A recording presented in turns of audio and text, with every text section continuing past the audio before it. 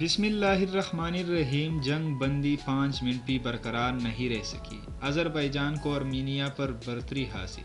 آذربائیجان اور ارمینیا کے درمیان ہونے والی عارضی جنگ بندی 5 منٹ بھی برقرار نہیں رہ سکی اور دوبارہ جھڑپیں شروع ہو گئی۔ ارمینیا اور آذربائیجان نے ایک دوسرے پر عارضی جنگ بندی کی خلاف ورزی کا الزام عائد کیا ہے۔ آذربائیجان اور ارمینیا کے درمیان ناگورنو قرباخ کے تنازع پر تقریباً 2 ہفتے سے جنگ جاری ہے اور روس کی کوششوں سے دونوں ممالک نے عارضی طور پر سیز فائر پر اتفاق کیا تھا۔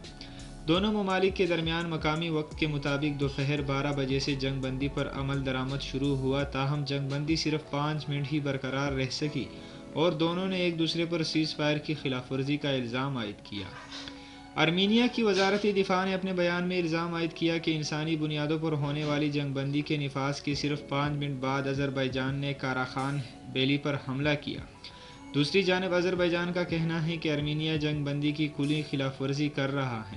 فرنٹ لائن پر دو سمتوں سے حملے ہوئے۔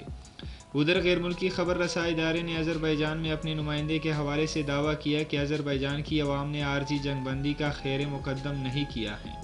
رپورٹ میں کہا گیا کہ آذر عوام کا خیال ہے کہ آذربائیجان کو 30 سالوں میں پہلی بار عسکری طور پر ارمینیا پر برتری حاصل ہے اور آذربائیجان سمجھتا ہے کہ طویل جنگ بندی ارمینیا کی پوزیشن مستحکم کرنے میں معاون ثابت ہوگی۔